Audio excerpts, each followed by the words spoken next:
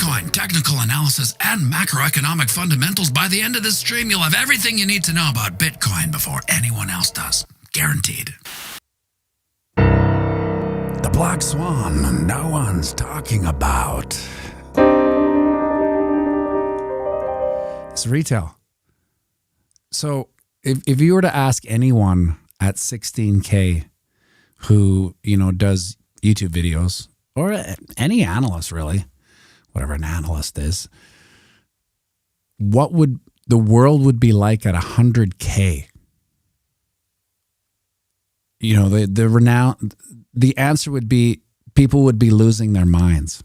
But I think the black swan that no one's really talking about is that at 100K, retail has officially Elvis'd the arena. There's actually zero. And it's funny, the weird little retail that came by, and I judge it from the squash club because it's a bunch of kind of dynastic older men there. And so they'll come around and they'll ask certain questions, or they'll say, hey, that Bitcoin seems to be, and they'll generally be interested in their minds being changed. Like they're wanting an epiphany. They'll say they don't understand this, they don't know that. I'm not sure what someone that said to me yesterday. I'm not sure what it's for, and I'm not sure I give a damn. That was his actual words to me. I couldn't believe it. But even that has rounded off.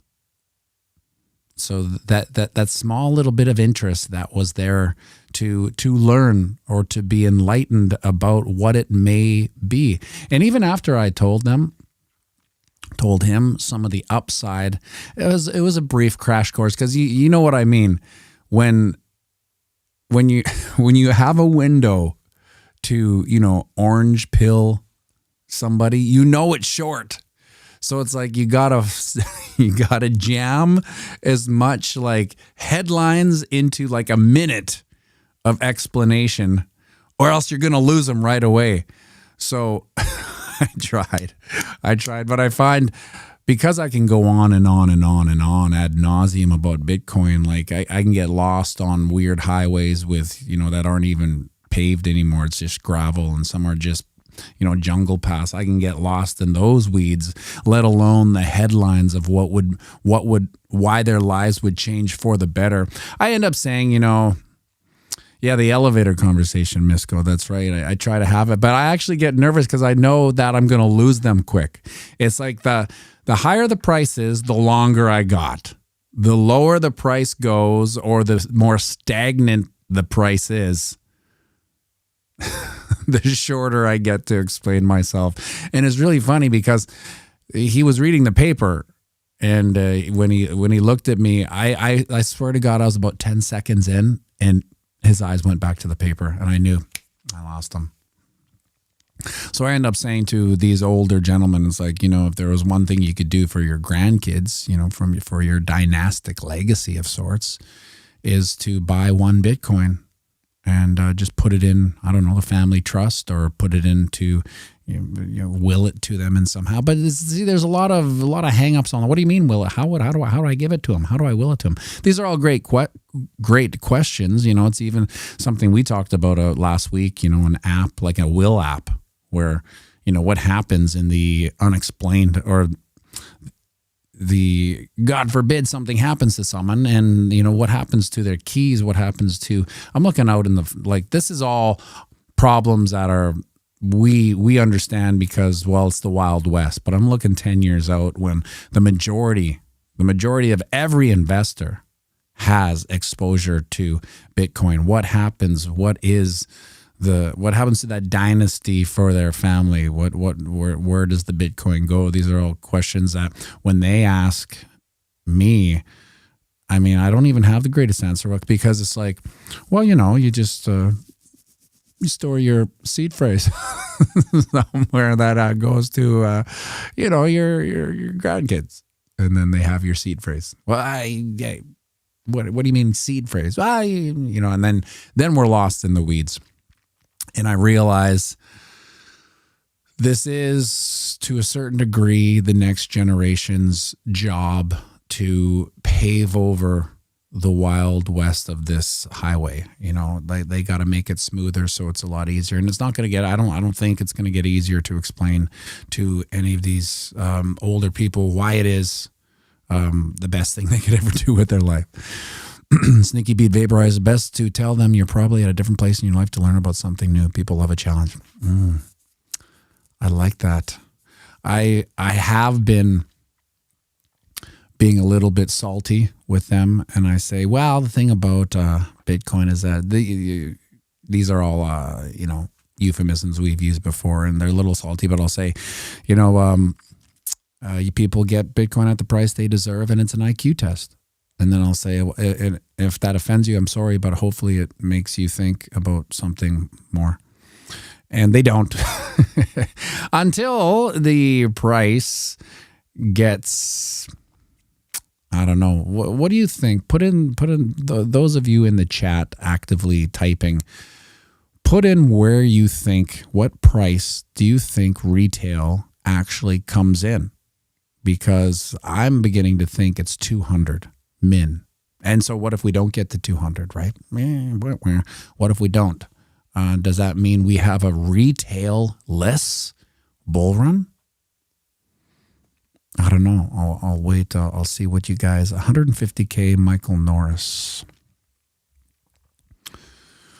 Yeah, well, it has to kind of be these big marquee numbers. Backup kid 250.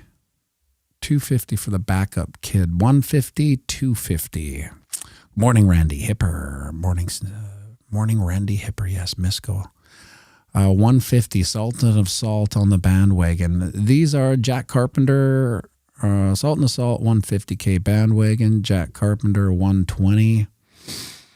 I don't think 120 is enough. Jackie C. JP.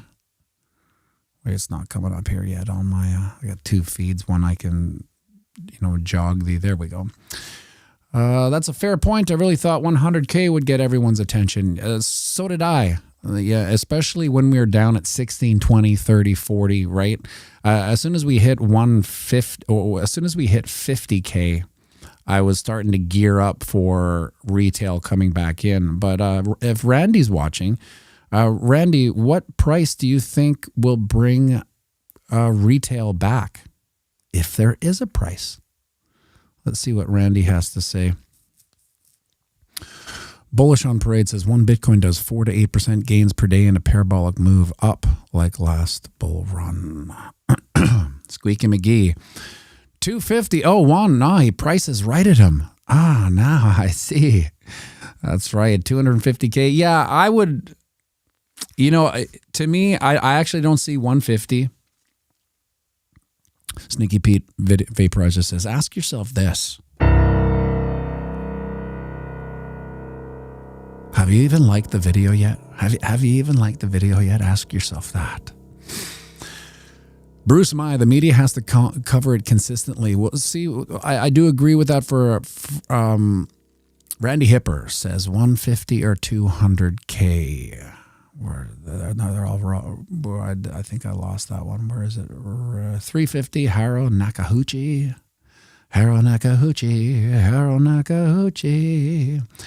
She says, I think we need an SBR established, right? That is the new narrative for this bull run. It's like we're hanging our hat on that. If we don't get the SBR, I guess we'll just all pack up, go back to Winnipeg.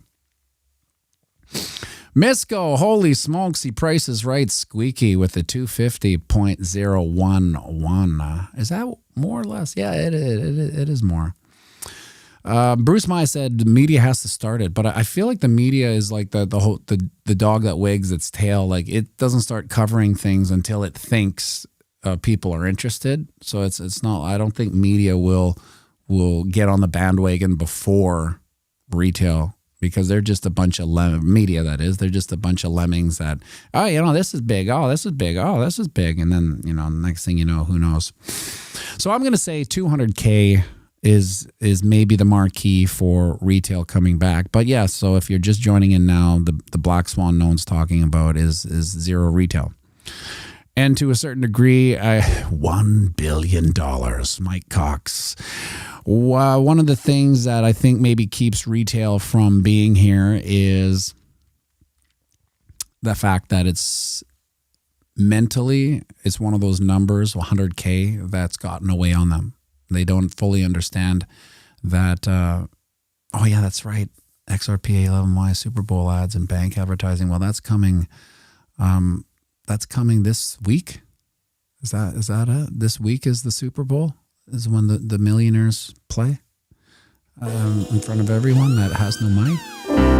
Sneaky Pete Vaporizer with a super chat. Speaking of salty, he's in BC, Canada, behind the maple curtain, just like me. Retail needs to see the rockets shine.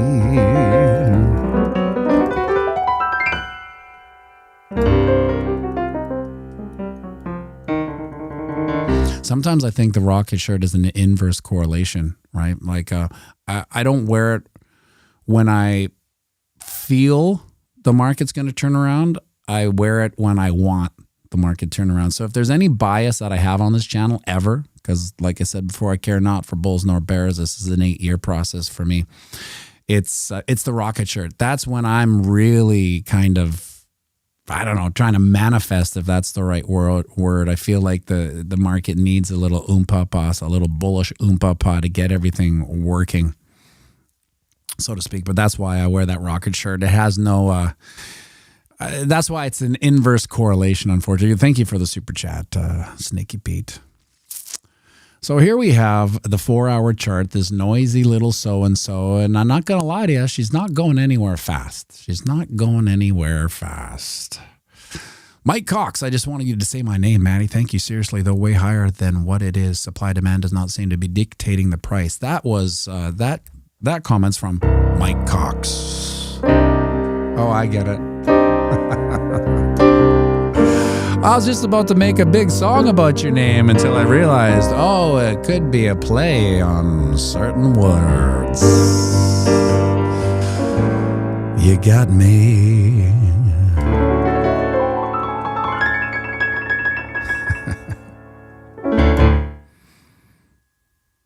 Oh, there he is. That's his real name, by the way. Oh, interesting. Real name. Anyway, the 4-hour chart, noisy little so-and-so, going nowhere, hitting our heads on the 38.2% fib. So you can tell that we're really heading nowhere when the price really just bops, hits our head on Fibonacci's and stubs our toe on support and resistance. That is a healthy go nowhere traditional market move, right? So all these like TARDFI stocks that go nowhere, these zombies, they will just flutter from Fibonacci to Fibonacci. And that's what we're doing here. We're fluttering from Fibonacci to Fibonacci, you know.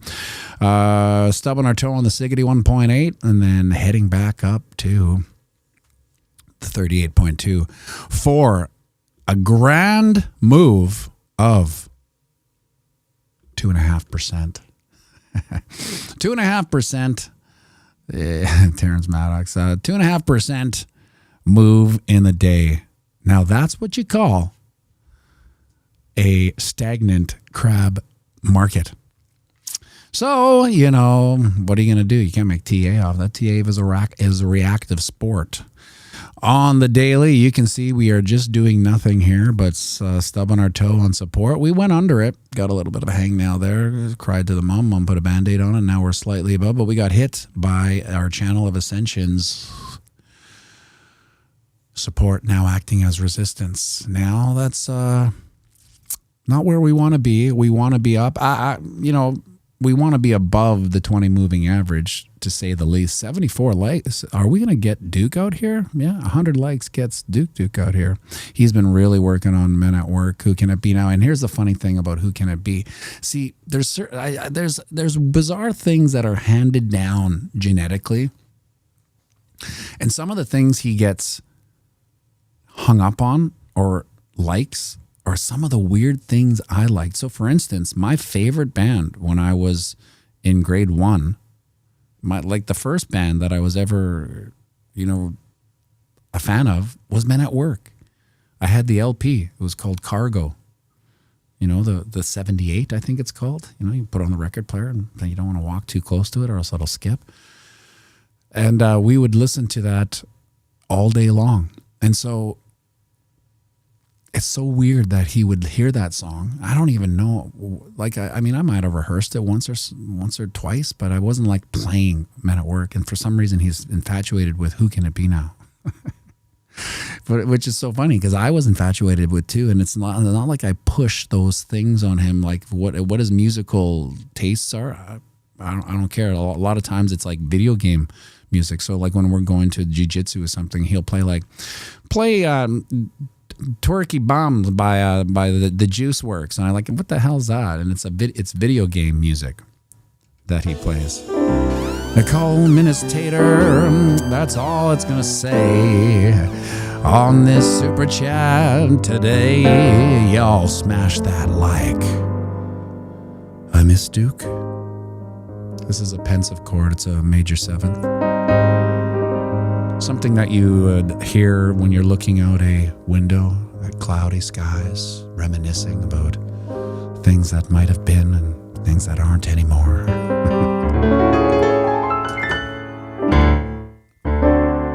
D7. Where was I? I was on the daily chart here. Doing nothing. You can see this is the big winter sleep. This is a weird thing too, because like we have 60 days to kind of make a significant move here, or else we hit the summer bummer. And if you think sentiment's low now without making, a leg up. So even this is how dicey being a hodler is. So you go up, let's say we get to 140, right? By April, something like that. Well, then we hit the summer bummer and we're going to have like diminishing returns for a good 6 months. And that's going to be like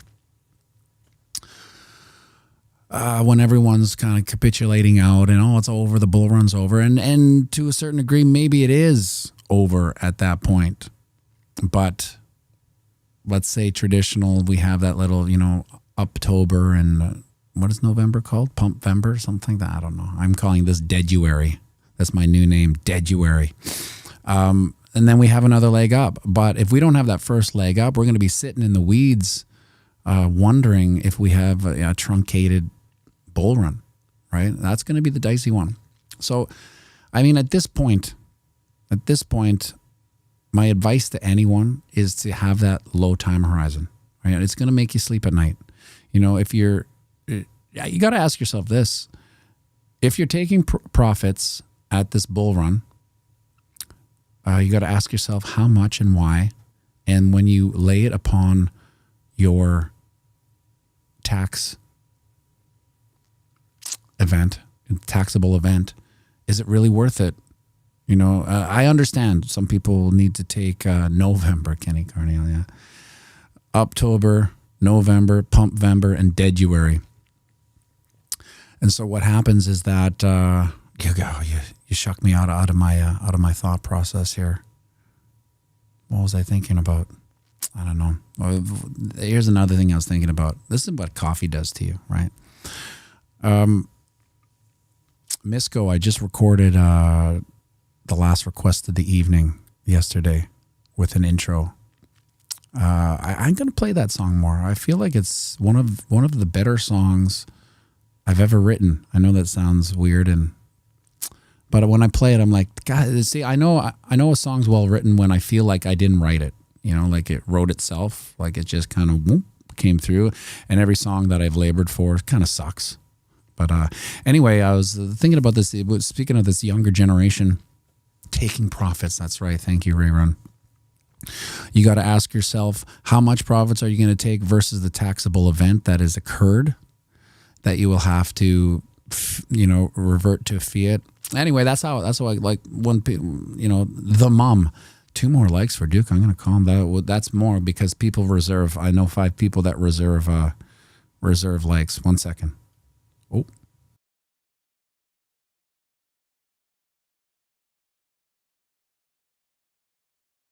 Now I told him he has this headset that he wears when he's playing with his friends with the little mic.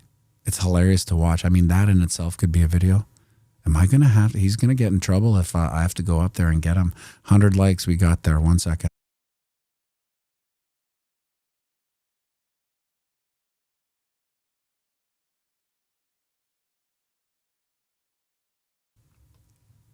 I think he heard me. I hear footsteps. Yeah. Here he comes. They're going to turn the piano on. So he doesn't do that. I'm playing without the piano gig. Whoa. Running down the stairs. What was going on? What took you? Oh, 1 sec, buddy. Misco has gifted 5 pianomattyb memberships. Thank you for supporting this channel behind the maple curtain. I give it over to the world famous doctor. Hop on, buddy.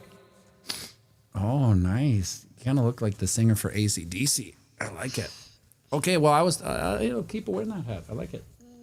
I was telling people how you're working on Men at Work. Do you have any, do you have a reason why you like Who Can It Be?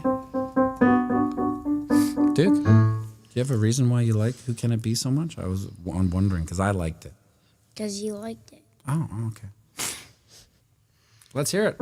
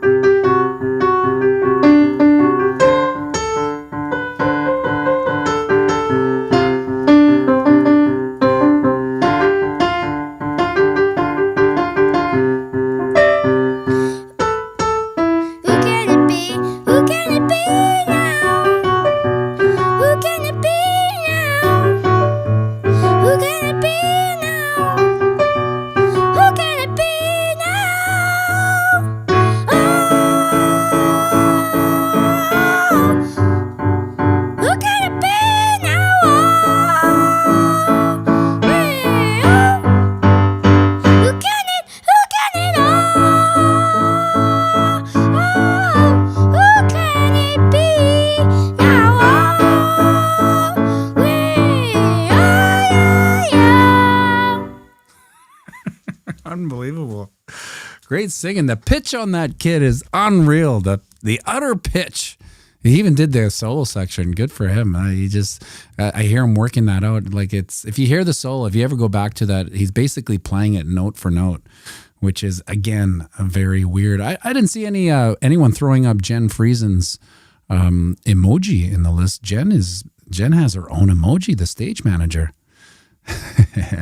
Guess what, folks? This stream will take you right to Randy Hipper. Put in a comment pre-stream. I always put a pre-stream pump, although we doesn't look like we're doing a pre-stream pump right now. Who knows? Maybe that will be. Holy smokes. There it is. There's Jen Friesen, Hassan Pfeffer, Jen Friesen, Squeaky McGee, Terry Crow. Unbelievable, everybody. Have an amazing day.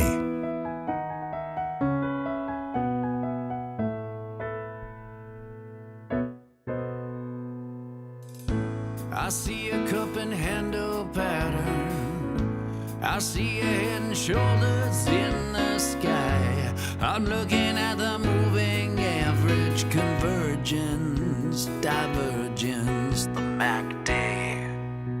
Whatever that means, let's do some doodles, aka astrology for men. Let's do some doodles, aka astrology for men. I'm looking at a triple top. Looks like the RSI is overbought. It's carving out a spinning top candle. Sometimes they call them a doji. Whatever that means, let's do some doodles, aka astrology for men. Let's do some doodles, aka astrology for men. Market sentiment and liquidity, and I go pump and down. Should I buy? Should I sell? Am I a bull or am I a bear? Let's do some doodles, aka astrology for men. Let's do some doodles, aka astrology for men. All those kooky little lines, they're wasting my time, always messing with my head. Astrology for men.